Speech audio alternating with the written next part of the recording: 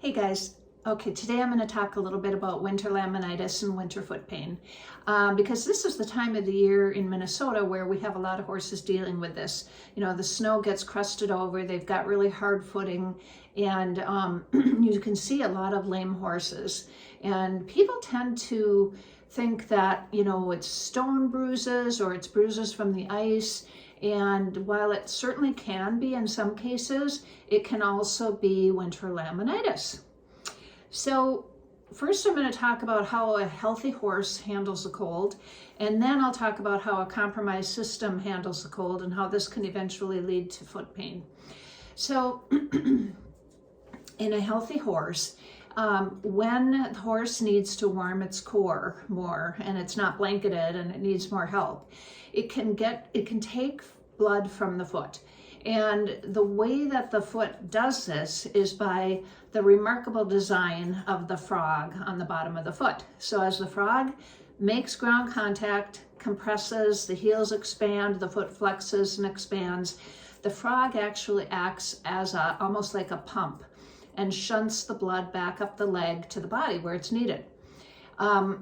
So in the wintertime, one of the other things that the foot does when the blood is needed elsewhere is it can constrict all of the blood vessels in the foot. And so it basically cuts off the circulation from the foot. So while normally the blood is being cycled through the foot, through the leg, through the body, in the winter when the horse needs more help, it can constrict those blood vessels to shut off the blood from the foot. So on a temporary basis, obviously. So as this happens, then it can get to a point where it's too dangerous for the horse, too dangerous for the foot, and the laminae, and the damage is just going to be devastating. And so then at that point, there is a chemical that's released in the body. And this chemical acts kind of as a flag that says, hey, we need to get blood back down to the foot again. It's getting dangerous. So then the blood vessels in the foot will dilate, open up, and the circulation is restored to the hoof. In a healthy horse, that's what happens. Okay.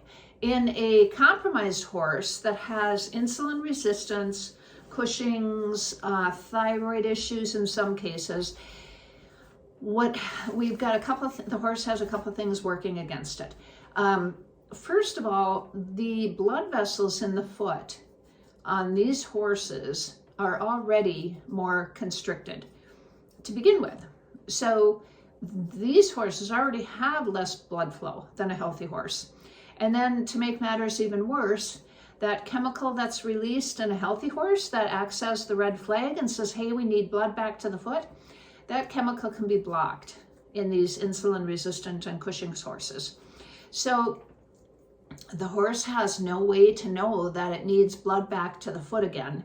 And what happens is we see damage to the laminae, and the laminae then is what is going to cause the foot pain, because the laminae are the blood vessels and tissue that are acting as a supportive network to the coffin bone and suspending the coffin bone within the hoof capsule.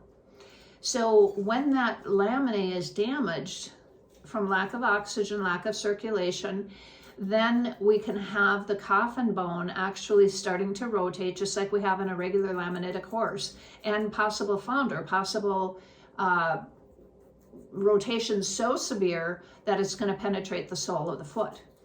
So while this isn't real common with winter laminitis, we more often see hoof pain while it's really cold out, and then as soon as the spring temperatures get here, it disappears. It comes very quickly and it goes away very quickly in these laminitic cases.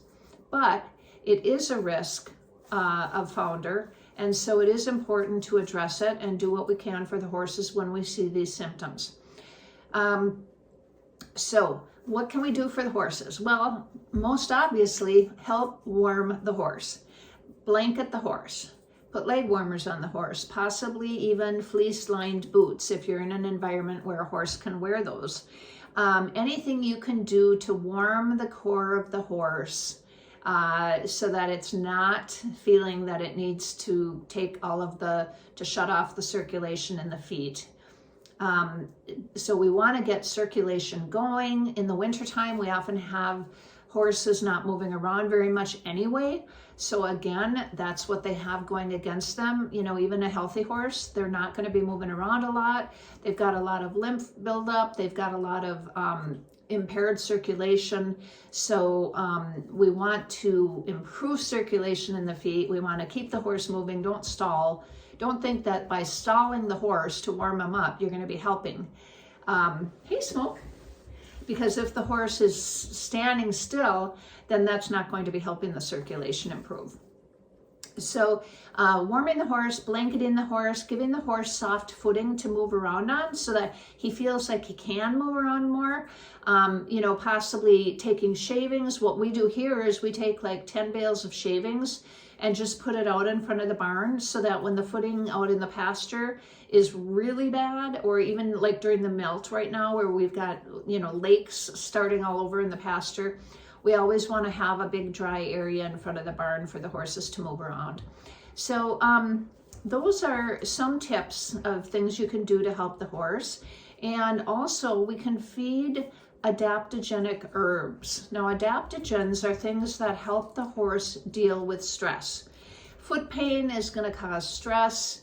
Stress is going to cause increased cortisol. And the cortisol is going to cause more problems for the body, as we talked about in our PPID and EMS video.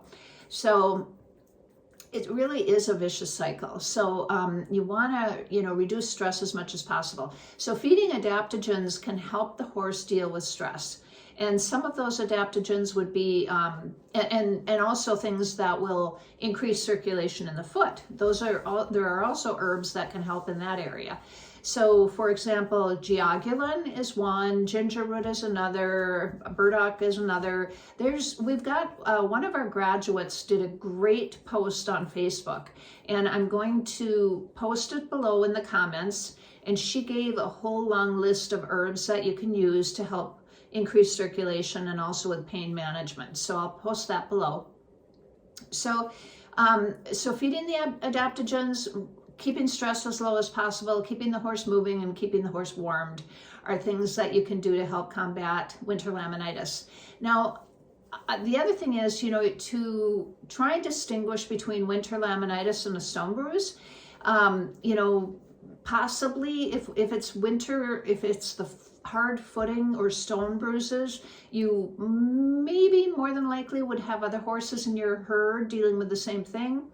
But, you know, not necessarily. So, I mean, it's a good idea to just kind of treat foot pain as if it is winter laminitis, because, you know, you can help your horse by warming it. You can help your horse by feeding the adaptogens and by reducing stress. So all of these things are things we can do to healthy horses too. So it's just a good idea to pay attention and help our horses where we can. So I think that's it. And also, horses that have had laminitis in the past are going to be more susceptible because the laminae has already been damaged. And so the laminae is weakened to begin with, so they're going to be at higher risk. So if you have obese horses, insulin-resistant horses, previous laminitic cases and Cushing's, you really need to be aware of this and pay attention and do what we can. So I hope that was helpful, and I will be available if you have any questions. Just shoot me a message, and otherwise we will talk to you soon. All right, have a great day.